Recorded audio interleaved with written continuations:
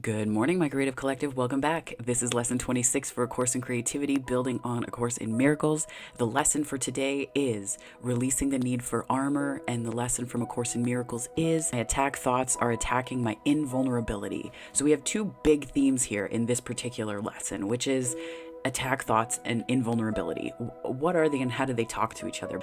Attack thoughts are really anything that disturbs your peace of mind, right? Your peace of mind is paramount here. So this can be worry. I think about it as worry because that's the energy that we most often go into, right? That's the energy and space that we're in most often when it comes to disruptions to our peace of mind. This can also include upset and anger, but it's also just the rounding out of peace of mind and anything that sort of trips you up. What then is invulnerability? Well, invulnerability is the essence of your soul, right? Things can happen to our material world, to the 3D, but our soul's essence, that can't really be touched. The body is certainly fallible. I've learned that several times in my life, but there's a part of the soul that is not vulnerable, that cannot be touched, and that's what's real. This is where you're invulnerable. So if your attack thoughts, your worry, all that they're doing is attacking this part of you that can't really be destroyed or harmed. So what you're doing is perpetuating these cycles of attack. You look out into the world with the idea and understanding that there needs to be something that has to be protected because that we need to be defensive and we need to protect ourselves against things. But what we're doing is buying into the idea that our attack thoughts are telling us is true about the world, right? And there's a different way to look at this. This lesson in particular also has some things to do with guilt, right? Because we have to first believe that something can be attacked in order for us to do the same thing. We first have to believe that someone can attack us, that then puts up our guard and our armor, hence the name of this lesson, our armor, so that we then have to address the world as though there was an attack coming from somewhere that we have to look out for, right? When, this isn't to say, be rid of your boundaries. This isn't to say, forget about what's important to, maintain your personal space. This is talking about something much deeper than that, at an energetic level where we're looking at where it is that we shut off to the world, but most importantly, shut off to spirit and how it is everywhere around us all the time and within us too, and how that shines outward, because our actions really are just the summation of our beliefs. So if we believe that the world is a scary place and that there is all of these things to be fearful of, we will behave accordingly. We will behave in a way that is to the point, right on for that, right? That's how our world will get constructed, and that's how we will project into the world, right? So it's important to not just monitor thoughts, but to get to the causative place where they get rooted, right? Mind is really the causative place. So attack thoughts they're indicative of a vulnerability that exists in your mind that then necessitates and justifies attacking others, even if it's just at the level of thought, right? Even if we're just thinking judgmentally or thinking in ways that are that would be attacking if they were to find root in action outside of us, right? Then we project that. That's the basis of our defense. And this is where we start to see the lesson from the text of A Course in Miracles work into this and saying, nothing real can be threatened. Nothing real can be threatened because there's an essence of your soul that is both impermeable and invulnerable to what is going on outside in the physical body and beyond that, right? So we start to understand that the mind is really the causative, the place where not just beliefs take root, but where our entire way of being takes root as well. So the thoughts that you're thinking about the world, they aren't just creating the world in terms of your actions, but they're also creating the world based on what you believe and justify in terms of the defenses that you feel you require. And we also start to see that this is where separation really starts to take root, and that separation first occurs at the level of the mind. You have to believe in that sense of difference, that fundamental need to protect yourself and that defensiveness, because we engage in 1,000 acts of tiny wars every day if we are operating from an unconscious place, if we're not looking into the world and integrating and alchemizing what we see. So we can get really twisted around and upset because and upset just meaning, apart from our peace of mind, because we see more of the separation than we do the togetherness. So section 4 from the workbook, I'll read to you from it right now. It says, nothing except your thoughts can attack you. Nothing except your thoughts can make you think you are vulnerable. And nothing except your thoughts can prove to you this is not so. This is just a reminder, right? This is a reminder that people may do things that are harmful, but we always have the ability to choose how we think about it. So if we're invulnerable, right? We're invulnerable. What purpose do attack thoughts serve, and why do we slip into them sometimes, right? It is my understanding, based on my own life and watching those around me, that there's not much that really can harm us in a 5D sense, in a spiritual sense, right? Our soul's essence is not necessarily untouchable, but in a way it's not something that can be fundamentally harmed.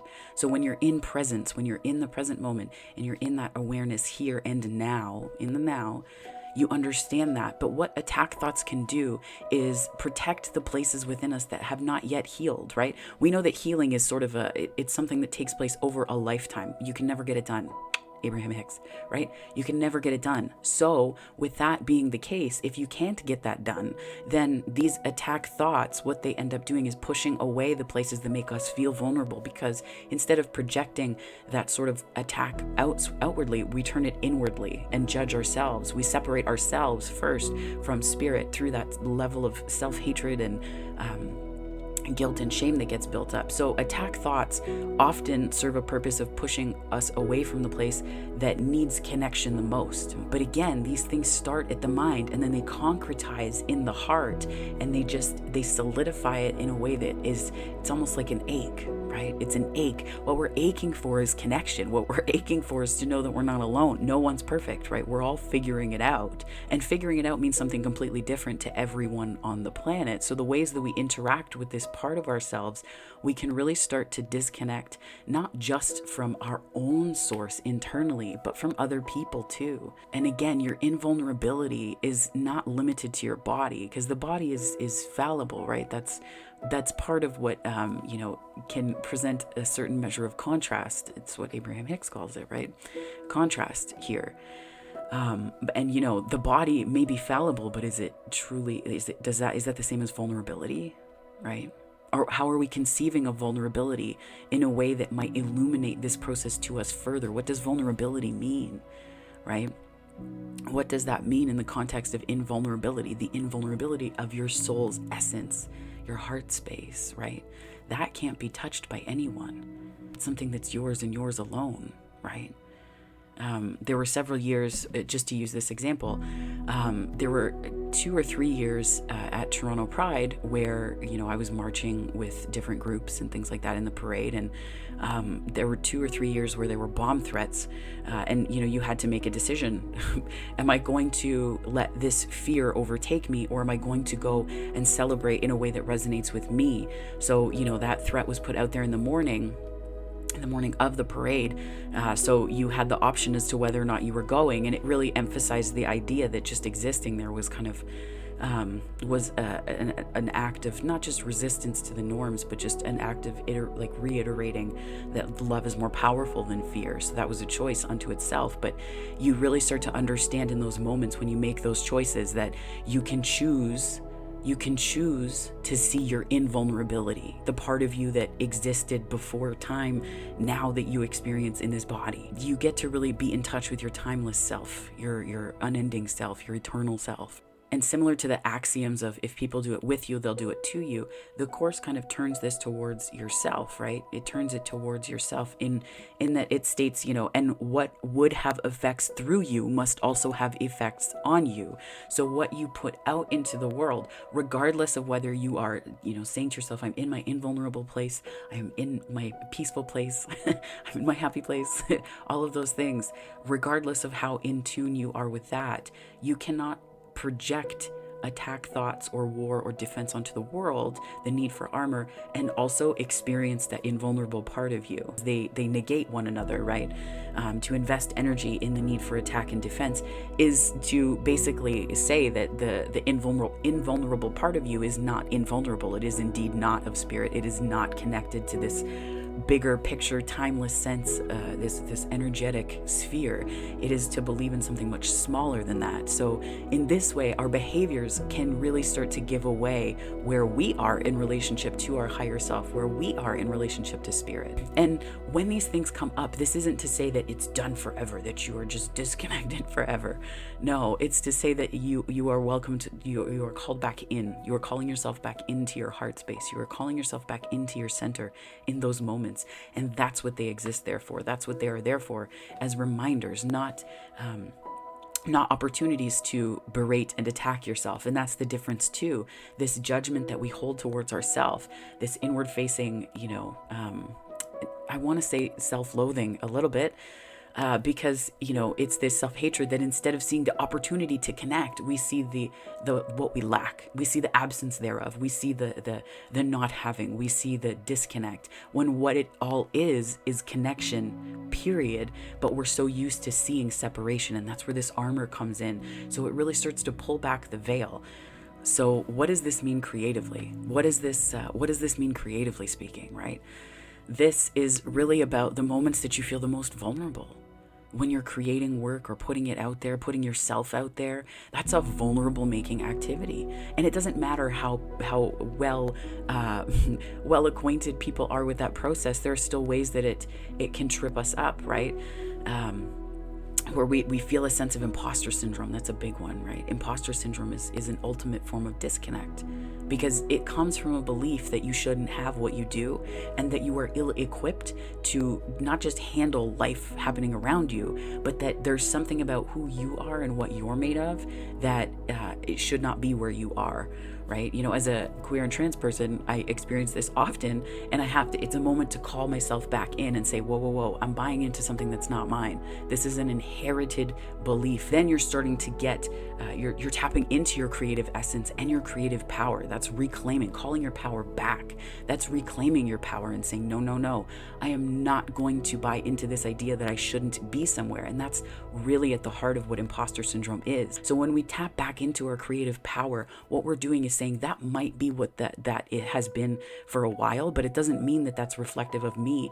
That says nothing about my invulnerable heart space, my soul's essence. That doesn't say anything about those things. That literally is just telling me what's always been. That is a past story projected outward, right? Time has not caught up yet. The time that you've spent putting into not just your heart space, but in what is on the way, you haven't seen that yet. So all that you're seeing is what has been. And then labeling that something to do with your worth, your deservingness, whether you should be there. It's okay to slip into that energy from time to time. Don't berate yourself for it, because then it just reinforces this badness, which is what the ego really strives for. Because then if you're in that place, you're disconnected from one another. You're disconnected because you cannot be connected to your soul's essence and see the energy of that in other people. You cannot be disconnected from your soul's essence and connect to the soul's essence of others, right? It's a different frequency. You can't hear it. You can't hear it. I quote Abraham Hicks often because amazing, but also they talk about it in terms of radio frequencies, right? When your dial is tuned to an AM station and your frequency is at an FM station, you're not going to hear it. How would this be true? Would this thought be true? What would my invulnerable self say to this? What would my soul's essence, the indestructible part of me, my heart, say about this? What would it say, right? And connecting to that part of you, connecting to that part of your creative power. The other way that this can relate creatively is that art is really a translation of reality that we then put into some kind of, a varied medium, be it poetry, be it photo poetry, photography, writing, painting, pastels, dance, music, you name it, right? Those are just some basic ones. There's tons more. But when we get into that, we're translating our truth. And when we hold more tightly to our truths than we do to our soul's essence, we end up locking in this battle of what's most important, what energy is most important to listen to, and which one will come out on top. And it becomes almost a battle, this armor that we have to wear, even in an act as beautiful as art making and creating. Because we're translating our reality into a truth that we are then emplacing into others' hands, and we believe that some kind of judgment that they have about that will tell us something about ourselves. When we make art, we're connecting to this indestructible part of us. I can tell you that when I write poetry, there is spirit all over it. I don't consider time doesn't exist. It is just being in this timeless place. It is like slipping into this timeless, indestructible self, this invulnerable part of you. So you create from that place, and then you take this truth that you find while you're there and then hand it to others in a way based on how we conceive of art making and creation and creativity, and then putting something into the world. So then we expect and we hope, and we're like, please like this, please like this, please like this, please don't reject my truth, because we're associating it with the truth as opposed to, and that's an attack thought too, right? Is the hope that someone, and in some ways the need to know that the work matters based on how validated you are by other people's reactions to it, right? And that can be a defense, that can be an armor, because what it means is that it begs the question: is your creation, is your creativity enough for you? Is it enough for you, right?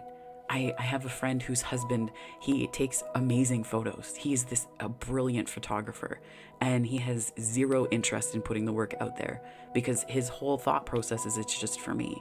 It's a thing I'm doing for me. And she was showing us some of this work at one time, and it was incredible. He is a phenomenal photographer, but the expectation shouldn't be that you tap into that invulnerable part of you for the sake of creation, just to put it out there so that you get applause, right? And that, that's true where I think of painting, and I paint. I don't want to put it into the world because it's just for me, right? It's just for me. And that's also where we can get into this shadow part of creativity too, where we make in the hopes that we will get something out of it. And art just doesn't work like that. But art is a beautiful facilitator yet for connecting to this invulnerable part of you. Because it's difficult to make art from a place of attack, right? It's difficult to make art from a place of defense, because the very nature of consciousness flowing into you and through you when you make it is connecting to something higher and bigger than where you are. And this is really where we start to get into the understanding of what it means to reclaim your creative power. You first have to believe that you deserve it. So your creative spark for today is kind of a play on some CBT and DBT work that I've done over the years, and also that's been helpful in terms of worry and imposter syndrome and all of those things. And it dovetails beautifully with this lesson, right? So, which is to look at something that you're worried about, right? To look at something you're worried about and to write this down. So write it down. So I am worried about blank because blank will happen. Okay, so I'm worried about blank because blank will happen. So the blanks are the things that you're worried about, and this is really starting to drill it down and saying, okay, so if I'm worried about this happening, it's because this will happen if that other thing happened. The thing to do here is to keep drilling this down, right? So, and then I'm worried about if this happens, so if blank happens, then blank will also happen, and we start to drill it down. So do this for about three worries, right? And really start to work it down. And then the spark here is understanding that all of these things are happening at the level of your mind. None of them are out there happening right now, but they can form the basis of such a strong defense and energy of pushing away when we look out into the world, that we can start a million wars with others in our minds based on these thoughts, just those three alone.